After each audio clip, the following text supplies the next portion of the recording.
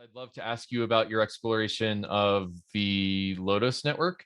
And basically, there are some people who are exploring this design space before. And can you tell us what Yes. you know or remember about them? Yeah. So I was for a brief time, this was in 2017, which you mentioned was the big ICO boom. Mhm. So lots of people were raising just ridiculous amounts of Uh, money at this time. RIP, RIP. Yeah. Yes. A different And fork of the Ethereum community. And I think the community that we would want to create with the SanghaDAO, but a worthwhile exploration nevertheless. uh-huh. Okay, cool. Um, so there was a group of programmers that were based in Thailand, Mhm. and they were working on basically had published a white paper called Lotus Network, LOTOS. Mhm. And I read it, and it was really a kind of a similar idea of creating a kind of uh, a DAO-based project that would create software for Buddhist communities so that they could essentially Mhm. um, offer their stuff in the digital age more Mhm. natively. And I just started talking to those folks because I wanted to support the idea. I thought it had a lot of Mhm. potential. And we were just having kind of very early stage kind of ideation conversations. That project didn't end up going anywhere. Mhm. It spun down. And until you contacted me a few months ago, like I hadn't really been thinking about it in any serious Mhm. way. But I think they laid some of the early groundwork in terms of just thinking about this, like thinking about the space of bringing Buddhism onto the blockchain would be like one kind of I guess kind of cute way of putting it, but it's not exactly Right. accurate.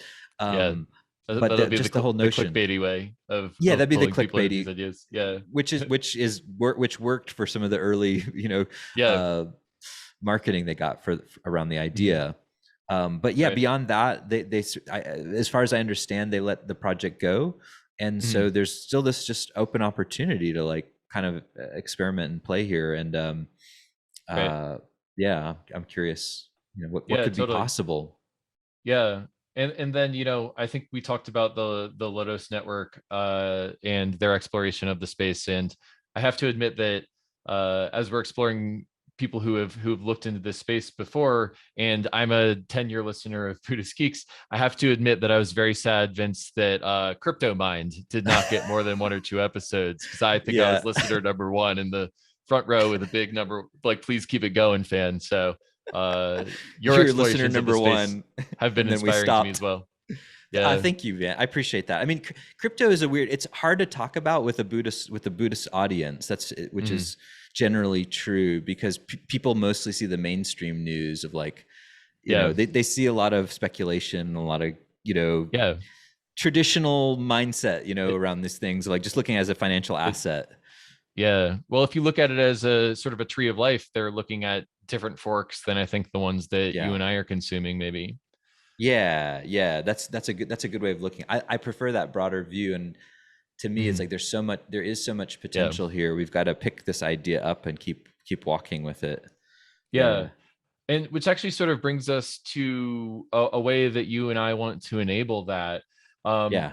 Basically, throughout the last several months of exploring the crypto community, I have discovered tens of people that are interested in exploring what it would be like to create a SanghaDAO.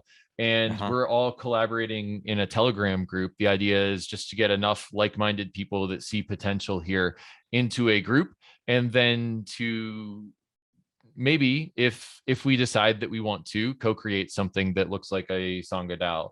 But the first initial Mm. point is creating a Schelling point where people can collaborate, share these ideas, talk about these ideas, explore the design space, and Mhm. maybe fork away from each other if they don't agree with each other. So if Mhm. anyone out there listening wants to go to bit.ly/SanghaDAO, we've got a Telegram group where there's tens of us that are coordinating, and maybe eventually that'll be hundreds, and maybe eventually thousands of people trying to explore what DAOs and Dharma look like together. So if you go to bit.ly/SanghaDAO, that's where we're all hanging out, and hope to see some of the listeners out there come join us.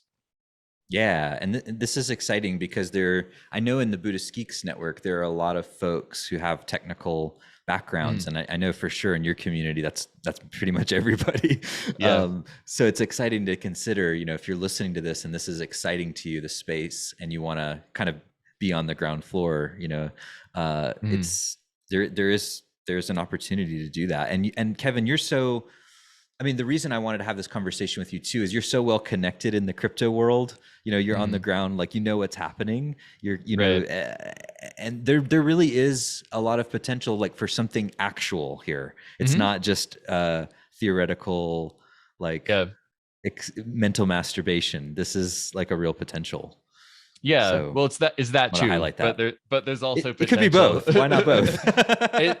and you know what I gotta say is, like, with all decentralized movements, one of the blessings and the curse is that it's not up to us. It's about a community of people coming together and finding value and exploring this design space. And I don't know for sure that we'll discover something and something will come of it, but it's possible that we will.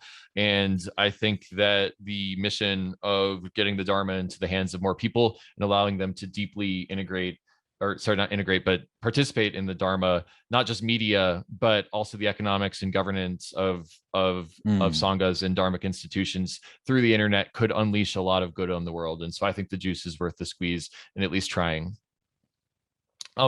Vince, I just got to end by saying you're an inspiration to me. Buddhist Geeks I've listened to for 10 years. Kevin.